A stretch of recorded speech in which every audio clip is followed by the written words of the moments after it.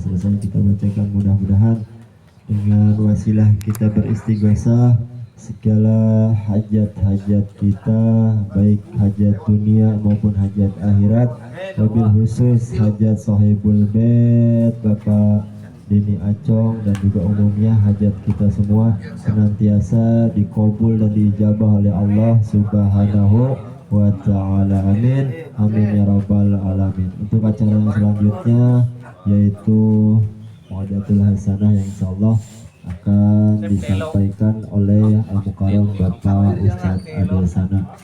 Padanya Bapak Ustadz Adesana, waktu dan tempat kami persilahkan. Allahumma sholli ala Muhammad. Dia pakai menit. Imam sampai jam 12. Lala sampai jam 3 lah.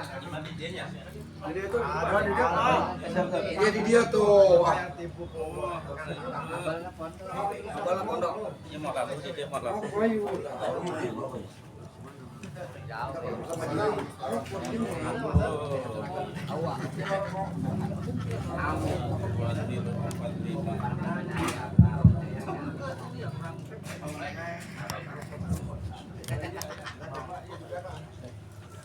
Assalamualaikum warahmatullahi wabarakatuh.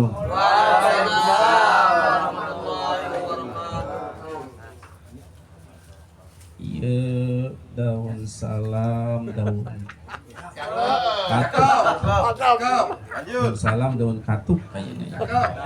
Yang menjawab salam ngantuk. Langi. Sudahnya 3 kali supaya utama, mista maja utama. Assalamualaikum warahmatullahi wabarakatuh. Waalaikumsalam warahmatullahi wabarakatuh.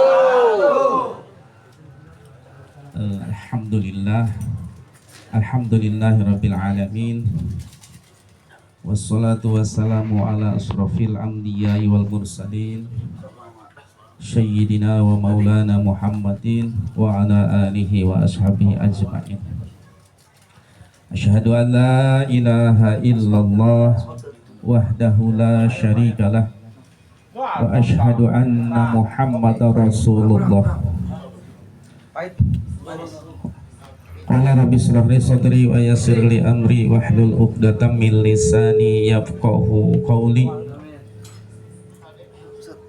Qalu subhanaka la ilma lana illa ma 'allamtana innaka antal alimul hakim. Tarik teuing. Atau jauhkeun atuh. Jauhkeun. Amma ba'du, yang saya hormati Ketua Ranting NU Desa Limus Nunggal Bapak Dr. Eko Setiabudi, yang sangat saya hormati dan mudah-mudahan Allah muliakan ya, karena berkat beliau di lingkungan Desa Limus Nunggal alhamdulillah ada kemajuan. Amin. Jadi yang tadinya tidur sore-sore sekarang alhamdulillah begadang terus ya, ngopi terus. Kata yang jualan rokok di samping kontrakan saya, rokok sekarang jadi laku.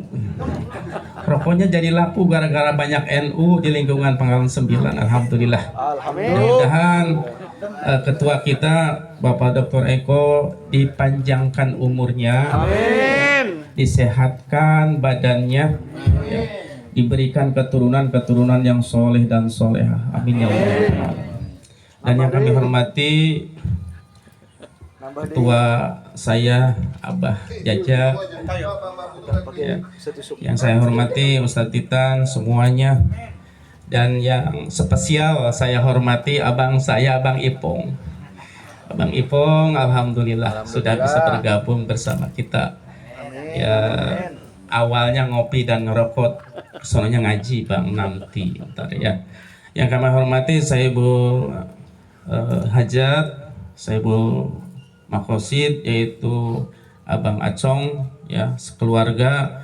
Mudah-mudahan Bang Acong selalu diberikan kesehatan, ya, panjang umur, dibarokahkan rezekinya, ya, diberikan keturunan soleh solehah. Amin ya Allah rabbal alamin. Pertama-tama mari kita panjatkan puji syukur kehadirat Allah Subhanahu wa taala. Allah yang telah memberikan bermacam-macam kenikmatan dan kesehatan kepada kita. Terlebih-lebih nikmat iman, nikmat Islam, nikmat umur panjang, dan nikmat ruang waktu yang alhamdulillah waktu ini adalah waktu yang bermanfaat bagi kita, ya. Karena waktu ini adalah waktu yang akan menjadikan saksi nanti tatkala kita diwafatkan oleh Allah Subhanahu wa taala, kita duduk di majelis yang insya Allah dimuliakan oleh Allah karena kita membacakan ayat-ayat suci Al-Quran, kita beristighfar, bersolawat kepada baginda Kangjeng Nabi Muhammad SAW. Mudah-mudahan wasilahnya semua acara istighosah di sini kita mendapatkan syafaatul husma dari Kangjeng Nabi Muhammad SAW, dan mudah-mudahan kita diwafatkan dalam keadaan husnul khotimah. Amin ya Allah rabbal alamin. Salawat serta salam semoga terlimpah curahkan ke baginda alam, yakni Kangjeng Nabi Muhammad sallallahu alaihi wasallam, serta para keluarganya, para sahabatnya segenap, para pengikut-pengikutnya hatta yaumul qiyamah. Para ustadz, para kiai, semuanya jamaah yang tidak bisa saya sebutkan satu persatu, walaupun saya hafal namanya satu-satu, ya. Tapi mengingat waktu sudah jam 12, jam 10 ya, jam 12 kurang, jam 10. Ini suaranya aja pasti tahu nih, suara ngantuk ini begini. Suara ngantuk nih begini nih. Ya. Mari kita sedikit demi sedikit, ya, mohon maaf pada para guru, tuan guru saya yang saya muliakan, Ustaz Jainuddin, yang alhamdulillah beliau selalu eksis, ya, ngaler ngidul ngulon, beliau selalu eksis, semangat untuk memberikan ilmunya kepada kita. Mudah-mudahan beliau, Bapak Ustadz Jainuddin, dipanjangkan umur, ya, sehat selalu, ya, mendapatkan rezeki yang berkah, keturunan-keturunan yang soleh dan soleh. Amin ya Allah. Hadirin kaum muslimin, ya rek tariknya, soalnya ngantuk ya. Hadirin kaum muslimin, rahimakumullah wal muslimat, nah ayat ya. Rasulullah sallallahu alaihi wasallam bersabda dalam sebuah hadisnya, arba'atu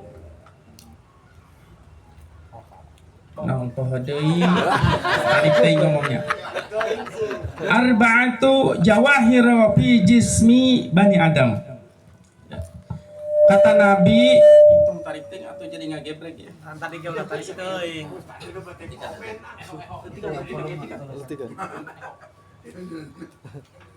Kata Rasulullah sallallahu alaihi wasallam, ada 4 mutiara yang sangat amat mulia di dalam diri manusia ataupun di dalam diri anak cucu Adam. Tetapi yujiluha arba'atu asya'a amal jawahir. Kata Nabi, ada 4 perkara yang akan menghilangkan ataupun menghanguskan 4 perkara tersebut.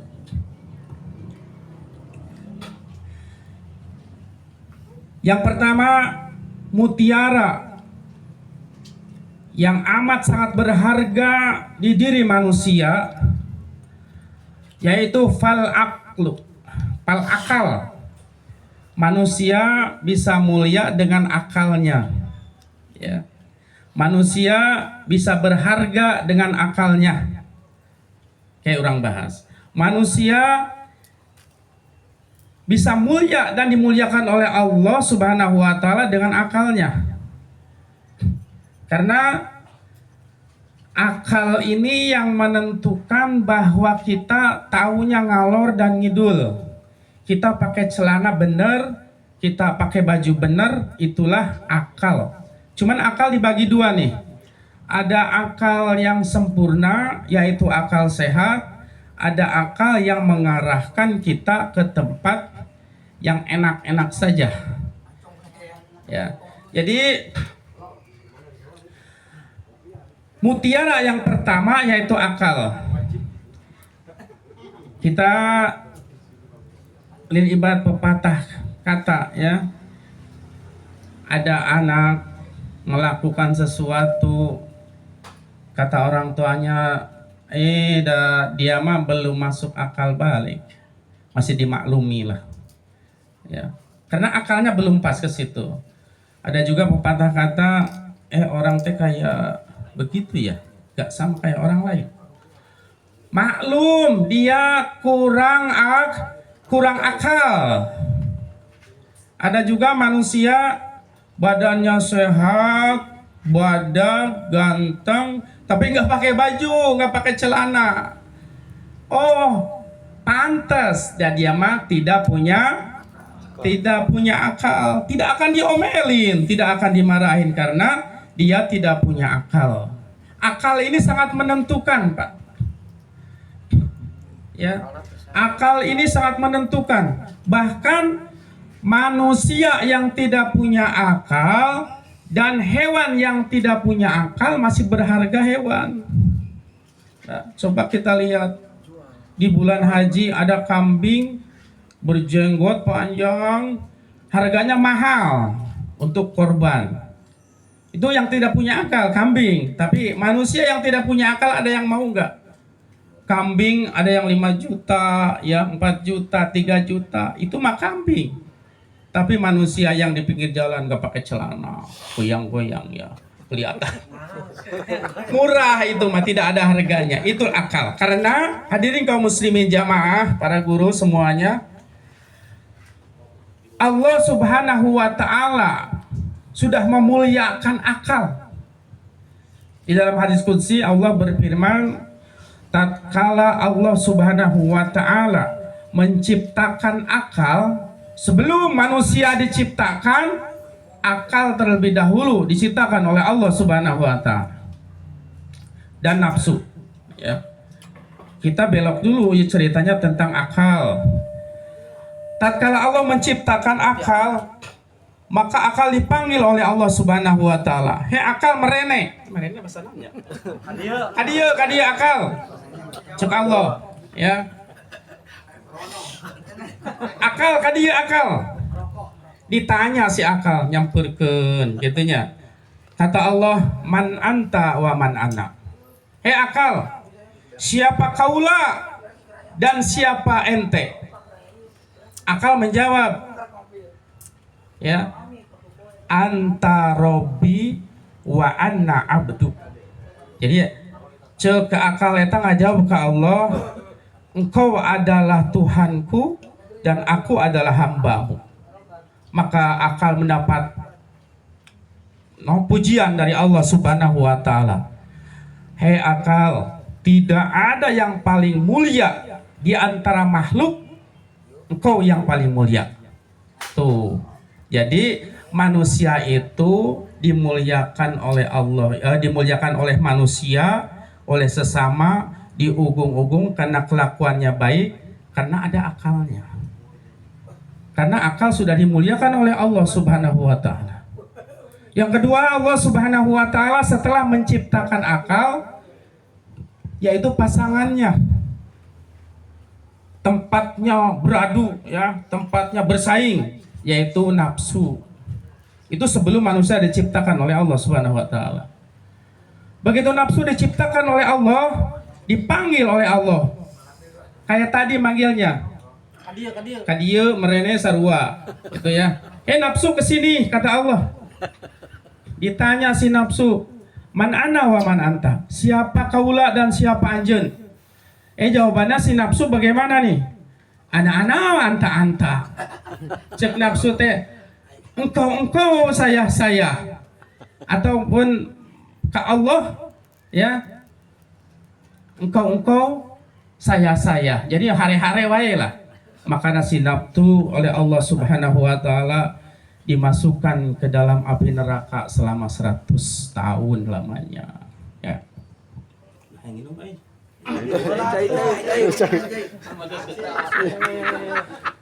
Nah gitu.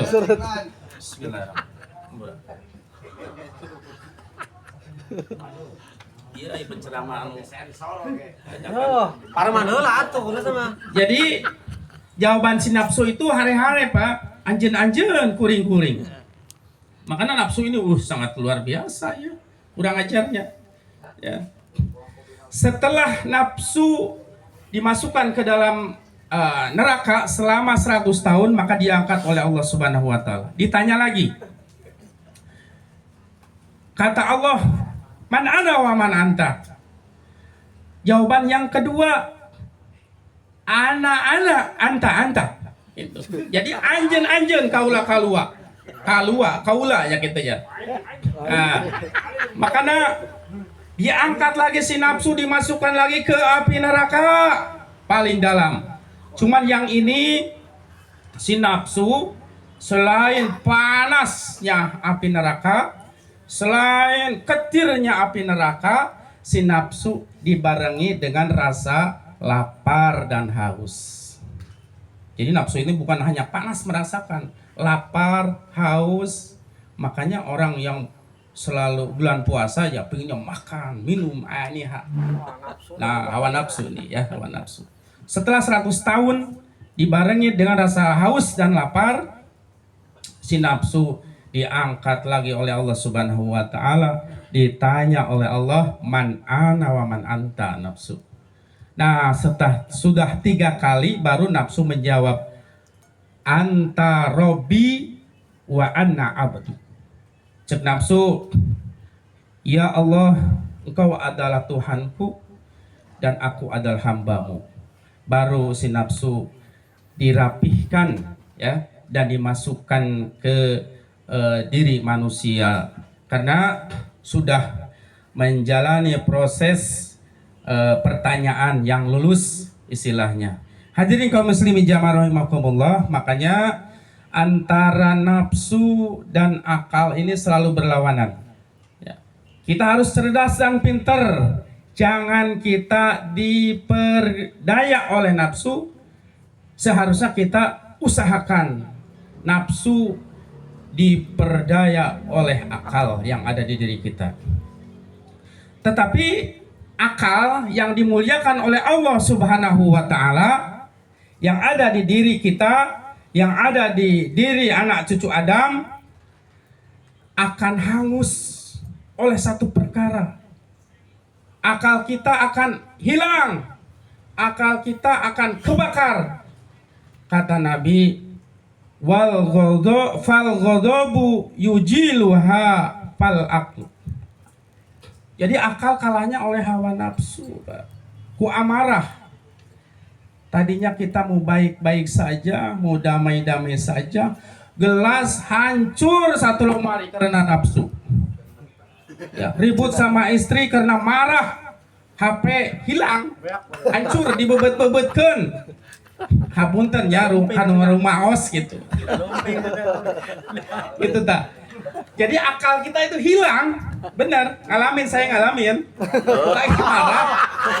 Lagi marah ada gelas di depan, dilemparin pecah. Kalau udah pecah ngapain ke gelas? Gak punya dosa. Itu akal. Kalahnya wal ghadabu yujilu hafal aqlu. Jadi nafsu ataupun amarah yang menghanguskan ataupun mengalahkan akal. Hadirin kaum muslimin, para jamiah.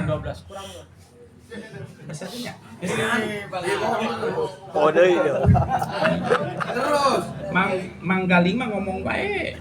Sakitu ka karek teh. Jadi pohode itu.